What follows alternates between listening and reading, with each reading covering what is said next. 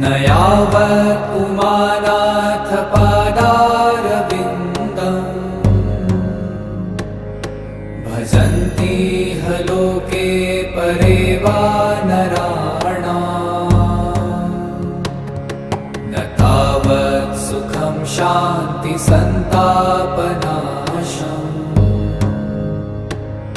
प्रसीद प्रभो सर्वभूताधिवासम्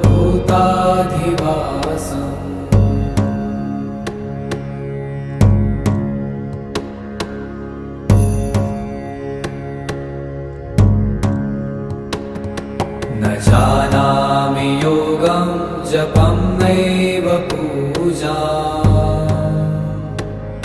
न तोऽहं सदा सर्वदा शम्भुतुभ्यं